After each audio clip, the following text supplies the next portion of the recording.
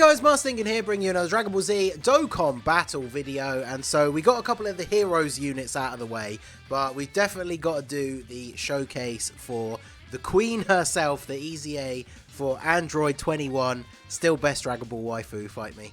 So I've had her at full level 10 links for quite a while. I did the Valentine's Day showcase for her with that great thumbnail that YouTube decided was inappropriate. Those of you who remember, make sure you let me know down below in the comments. But yeah, had her full level 10 links because we knew she would get an EZA eventually. And not only has she finally gotten one, but she's actually really good. So her leader skill increased to Android's 3 key and 160.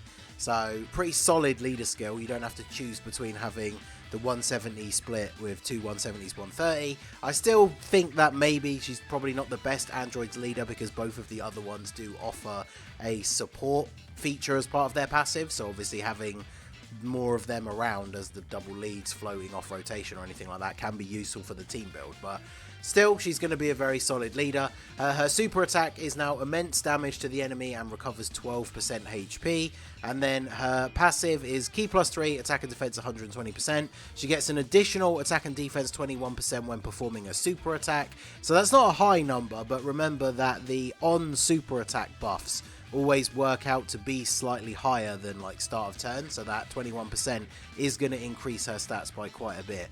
She also gets an additional attack and defense 21% if your HP is 80% or more, and then the attacked enemy gets attack and defense minus 21% for 2 turns, and then she transforms when the conditions are met. So we'll go through her transformed like changes once she actually transforms, but the important thing to note is they have changed her transformation condition. So she now has a 40% chance of consuming cell and transforming when HP is 40% or more, starting from the 4th turn from the start of the battle. So I think they increased the percentage chance and the HP restriction. So this is actually quite important because we saw when they EZA'd the Int UI Goku that they didn't change his transformation condition. But with the fact that they've changed hers, that means we now know that in the future any transforming unit could have their transformation condition changed when they get an EZA. So that is actually quite exciting prospect for the future. So we are going to jump straight in. I'm using her on the power absorption / Martian power team. This is one of my favorite teams to run her on originally anyway, because I would run her as a 3rd slot floating unit and have a rotation of Super 17 and Android 13. But Android 13 is one of her best link partners, so we are going to use them together. We don't have him on rotation to start with, so we're just going to keep her with Kid Buu here so that he's around for when Android 13 actually comes onto rotation. Because obviously, you know, Kid Buu, got to showcases, we've got to use him on the team to make our units look even better. But Big Bad Bosses, of course, the fact that she has that is a massive help because it's one of the best links in the game at level 10. So if we look, we can see we have 144k defense. She's going to get the 21% extra on super, so that's what, 25% is going to be around 35k-ish. So she's going to jump up to just under 180k, which is not bad considering 2 links active. Obviously, this is the rotation with the physical Kid Buu, but we'll go ahead and see. We're in the first stage here. We're doing the Universe 6 Infinite Dragon Ball History. 4.39. That's actually more than I was expecting. I know we have Kid Buu on rotation, but 2 links active. That is, it's actually pretty good. The lowering attack on super. She heals on super as well, so pretty good. Sorry, she doesn't lower attack on super. She just lowers attack in general when she attacks, which is cool. We'll go ahead and put you in slot 1, why not? And then let's do this, and we'll do this. We'll just speed through. This turn, we got the Buu Piccolo, of course, as another great floating unit, buffs power absorption. So I really like using 21 on this team. Like I was saying at the start, my original build for this team was just to use her as a 3rd slot floating unit, but I feel like she can actually work really well on this team in that role now because she's not going to be a defensive liability later on in harder content. And obviously when you have that kind of team build, whilst it's nice to have Android 13 never transform, so he provides that support, you have to have a 3rd Android on the team if you want him to transform. So it means that 21 is a pretty good person to use for that. So do we actually get any extra links out of? We don't. Okay, cool. So we can put her in slot 1. So now we're getting all of these links active. We are getting the little bit of support that Android 13 provides, as well as the Kid Buu buff. So we are at 100. Wow, just under 200k. That's actually really good. So then when she super attacks, she's going to jump up to, what, 220? Yeah, about 220, which is pretty decent. And this is all pre-transformation, of course. We are now on turn 4, so basically at any point, 5.21. That's pretty good.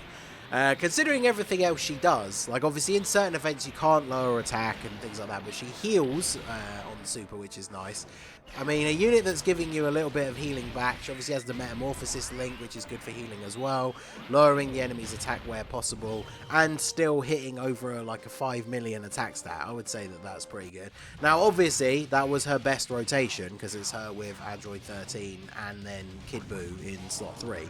But even so, that is pretty damn good. So basically what we are hoping for now is that we can actually get the transformation sooner rather than later, because unfortunately it is just RNG. It's a 40% chance now at the start of every turn that she is going to absorb cell and transform. So whilst I prefer the untransformed version, obviously the transform in terms of like aesthetic, obviously, but the transform version is of course more powerful, so we need to get that going. I want to see the kind of numbers we can get once we've got that Kid Buu and Android 13 rotation on the go, because that's the other reason why I brought Kid Buu. The memes aside, of course, about using him in showcases, is I didn't want to bring an Android as the third unit on the team, because I don't want Android 13 to transform. I wonder if that's something they'll do, because now that we've seen that they can change transformation conditions, the one thing that they have not done yet, which doesn't mean that they won't ever do it in the future. Hey, there we go, look at that. Getting it straight away, let's go. So one thing that will be interesting to see if they do in the future is actually change units that don't have their transformation as an active skill into an active skill. That would actually be quite interesting. Do you get any links from you? Oh, you have Brainiacs. Will Android 13 kill Frost, though? Possibly. Maybe I won't risk it, but we'll go ahead and have a look at her transformed state now. So she now infinitely stacks attack once transformed. So that's why you want to get this off as early as possible in longer form events, because now infinitely stacking attack does immense damage. She now lowers attack on super, so if you get double super, you get double attack lowering. And then her passive is Key +3, attack and defense 150, recovers 15% HP at the start of the turn, gets an additional 21% attack and defense, and disables enemy's guard when performing a super, and then another additional attack and defense 21% if HP is 60% or more.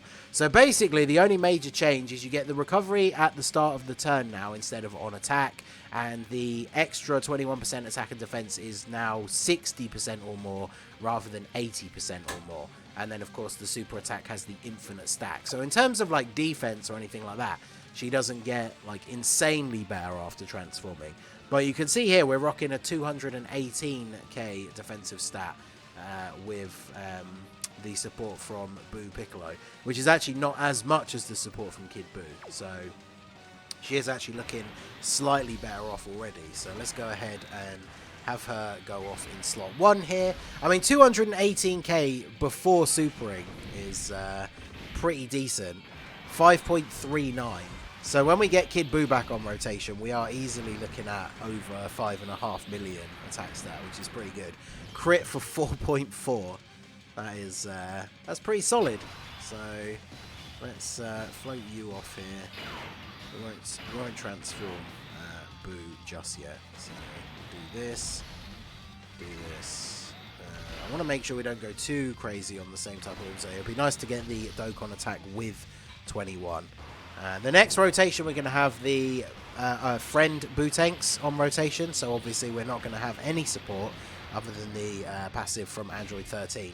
So it'll be interesting to see the numbers that we get out of her on that setup. Because obviously if we're using her, like I said, already as like a extra unit on a team, you know, she's never going to have that third slot floating support unit on rotation with her, because she is a third slot floating unit. So